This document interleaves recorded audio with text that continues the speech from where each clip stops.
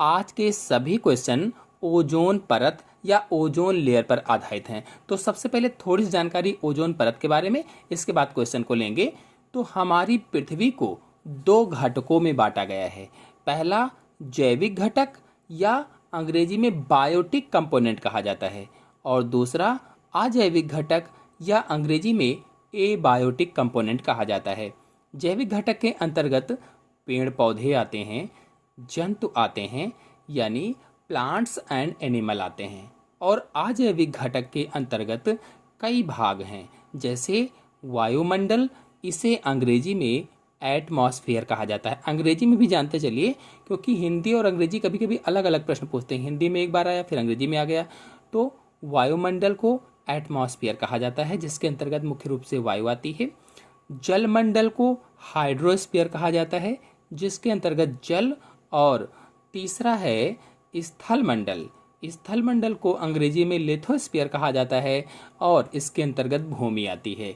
अब इसमें से जो वायुमंडल है या एटमॉस्फेयर है, इसके कई भाग होते हैं, जैसे क्षोभ मंडल या ट्रोपोस्फियर, समताप मंडल या स्ट्रेटोस्फियर, मध्यमंडल या मेसोस्फियर, तापमंडल या थर्मोस्फियर।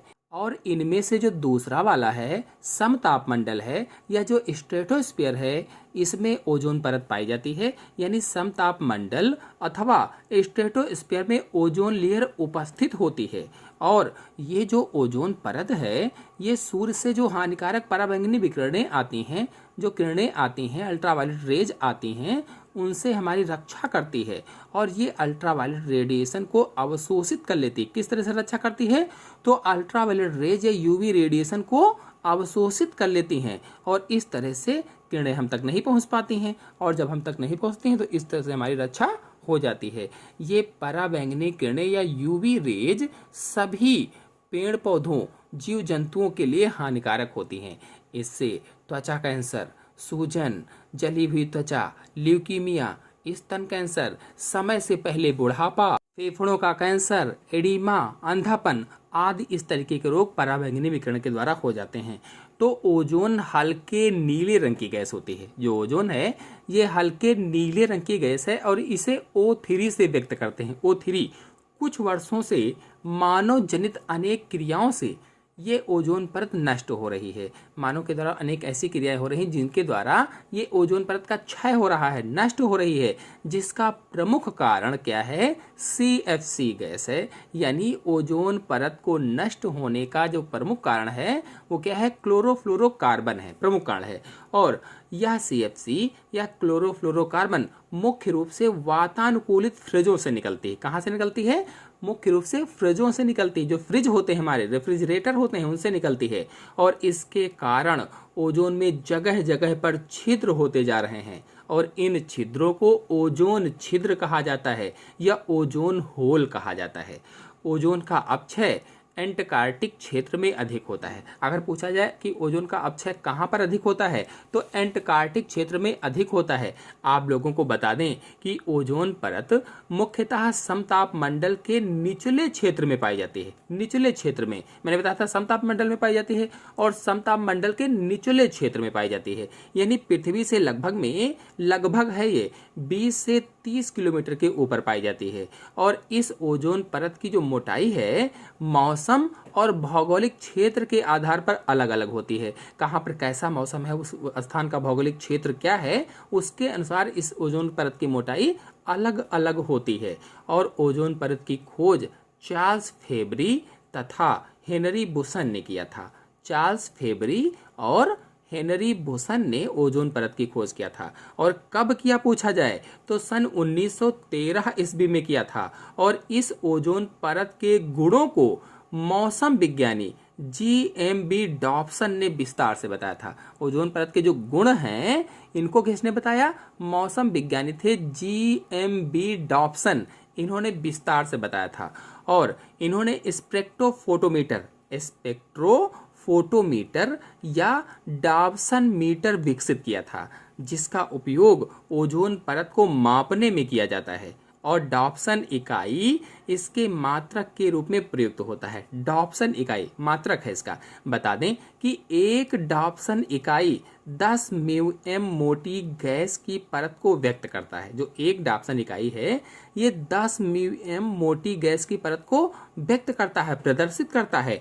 और ओजोन परत 97 से 99% तक पराबैंगनी किरणों या यूवी रेज को अवशोषित करती हैं या कह लीजिए कि एब्जॉर्ब करती हैं और पृथ्वी के पेड़ पौधों जीव जंतुओं की रक्षा करती हैं। 16 सितंबर को अंतर्राष्ट्रीय ओजोन परत संरक्षण दिवस मनाया जाता है। कब मनाया जाता है? 16 सितंबर को अंतर्राष्ट्रीय ओजोन परत संरक्षण दिवस मनाया जाता है। और इसे किसने घोषित किया जाए पूछा गया तो क्या बताएंगे? इसे संयुक्त राष्ट्र महासभा के द्वारा घोषित किया गया था। कब? 16 सितंबर को। चलिए अब क्वेश्चन को लेते हैं। पहला क्वेश्चन है, ओजोन की परत कहाँ उपस्थित रहकर पृथ्वी वासियों को पराबैंगनी किरणों से बचाने का कार्य करती है? 4 ऑप्शन दिए गए हैं, जीवमंडल, क्षोभमंडल, समतापमंडल, मध्यमंडल। ऑप्शन सही होगा इसमें सी, समतापमंडल यानी स्ट्रेटोस्फीयर। अगर यहाँ पर लिखा होता आइनोस्फीयर, स्ट्रेटोस्फीयर या कुछ और लिखा होता तो स्ट्रेटोस्फीयर सही होता। यानी ऑप्शन सही होगा इसमें कौन सा? सी वाला, समतापमंडल में उपस्थित होती है ओजोन लेयर या ओजोन परत। नेक्स्ट क्वेश्चन है, ओजोन दिवस मनाया जाता है। ओजोन दिवस कब मनाया जाता है?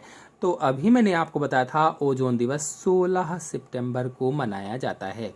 नेक्स्ट क्वेश्चन है, वायुमंडल में एकमात्र गैस जो सूर्य की खतरनाक विकिरण को अवशोषित करती है वह है? कौन सी ऐसी गैस है जो सूर्य की खतरनाक विकिरण को अवशोषित करती है? इसमें ऑप्शन सही होगा बी, ओजोन गैस यानी O3 गैस है जो सूर्य के विकिरण यानी यूवी रेज को या अल्ट्रावायलेट रेज को अवशोषित करती है। नेक्स्ट क्वेश्चन है, बचावकारी ओजोन परत के घटने का मुख्य कारण निम्न की उपस्थिति है। बचावकारी ओजोन परत यानी हमारी रक्षा करती है इसलिए बचावकारी हो गई। तो इसके घटने का या क्षय होने का मुख्य कारण कौन सा है? 4 ऑप्शन दिए गए हैं और ये क्वेश्चन पीजीटी 2013 में पूछा जा चुका है। तो इसका आंसर होगा पहला, क्लोरोफ्लोरोकार्बन यानी CFC। बता दें कि समतापमंडल या स्ट्रेटोस्फीयर में जो ओजोन परत है ये उपस्थित होती है और यह ओजोन परत सूर्य से निकलने वाले जो हानिकारक पराबैंगनी विकिरण होते हैं उनसे पृथ्वीवासियों की रक्षा करती है। मानव निर्मित हैलोकार्बन, क्लोरोफ्लोरोकार्बन या CFC जिसको मैंने बताया है, ये सब क्या करती हैं? ये ओजोन परत है इसको क्षय करती हैं, घटाती हैं, कम करती हैं, छिद्र करती हैं इसमें। नेक्स्ट क्वेश्चन है, पृथ्वी की सतह के ऊपर ओजोन परत का विनाश कारक है। पृथ्वी की सतह के ऊपर ओजोन परत का विनाश कारक कौन सा है? तो इसका आंसर सभी लोग जान चुके होंगे, कौन सा होगा? क्लोरोफ्लोरोकार्बन होगा। ऑप्शन होगा बी और ये क्वेश्चन पीजीटी 2009 में पूछा जा चुका है। नेक्स्ट क्वेश्चन है, क्षतिग्रस्त ओजोन परत स्थित होती है आयन मंडल, मध्य मंडल, समताप मंडल या क्षोभ मंडल में? टीजीटी 2009 में क्वेश्चन पूछा गया था कि क्षतिग्रस्त ओजोन परत स्थित होती है किस मंडल में? तो सभी लोग जान गए हैं समताप मंडल में स्थित होती है या स्ट्रेटोस्फीयर में स्थित होती है। नेक्स्ट क्वेश्चन है, किस में ओजोन अधिक मात्रा में उपस्थित होती है? अधिक मात्रा में पूछा गया है, कंफ्यूज नहीं होंगे। किस में होगा? स्ट्रेटोस्फीयर में होगा। नेक्स्ट क्वेश्चन है, ओजोन परत मौजूद है। ओजोन परत किस में मौजूद है? पीजीटी 2004 में क्वेश्चन पूछा गया था। तो बताएंगे समताप मंडल में या स्ट्रेटोस्फीयर में।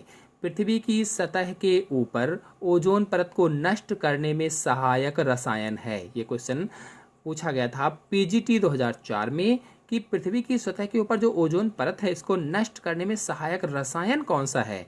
तो बताएंगे सी, क्लोरोफ्लोरोकार्बन। नेक्स्ट क्वेश्चन है, क्लोरोफ्लोरोकार्बन का अणु समताप मंडल में निम्नलिखित में से किससे क्लोरीन, फ्लोरीन तथा कार्बन में टूटता है?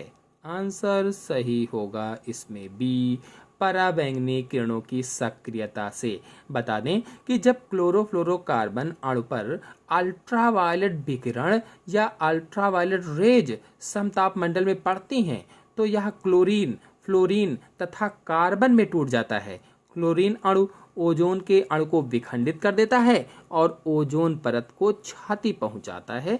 तो इस तरह से ये हानि पहुंचाता है, यानी पराबैंगनी किरणों की सक्रियता इसमें आंसर सही होगा। नेक्स्ट क्वेश्चन है, ओजोन का निर्माण सर्वाधिक होता है। ओजोन का निर्माण सर्वाधिक कहाँ पर होता है? आंसर सही होगा इसमें सी, अंटार्कटिका में होता है। मैंने आपको अभी बताया था कि ओजोन परत का वितरण समान नहीं है, अलग अलग क्षेत्रों में अलग अलग होता है। यह सबसे कम भूमध्य रेखा पर, सबसे कम कहाँ? भूमध्य रेखा पर, और सबसे अधिक ध्रुवों पर पाई जाती है। अंटार्कटिका दक्षिणी ध्रुव पर स्थित है, इसीलिए इसमें आंसर अंटार्कटिका से होगा, क्योंकि ओजोन का निर्माण सर्वाधिक कहाँ होता है पूछा गया है, तो ध्रुवों पर होता है, इसलिए सही हो जाएगा ये। नेक्स्ट क्वेश्चन है, वातावरण संरक्षण पर प्रथम वर्ल्ड अर्थ समिट किस देश में हुई? Bharat, Brazil, Spain, Peru. Option सही होगा इसमें बी, ब्राजील में हुई थी। बता दें कि संयुक्त राष्ट्र संघ के द्वारा वातावरण संरक्षण पर प्रथम पृथ्वी शिखर सम्मेलन, या कह लीजिए वर्ल्ड अर्थ समिट, पृथ्वी शिखर सम्मेलन कहिए प्रथम, या वर्ल्ड अर्थ समिट कहिए, वर्ष 1992 में रियो डी जेनेरिया यानी ब्राजील में आयोजित किया गया था।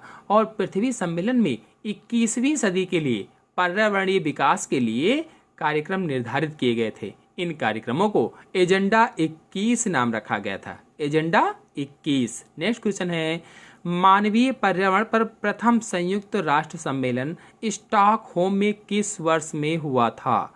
4 ऑप्शन दिए गए हैं। पीजीटी 2016 में क्वेश्चन पूछा गया था, इसका आंसर सही होगा पहला 1972 में। बता दें कि स्वीडन के स्टॉकहोम में वर्ष 1972 में मानवीय पर्यावरण पर प्रथम संयुक्त राष्ट्र सम्मेलन आयोजित हुआ था।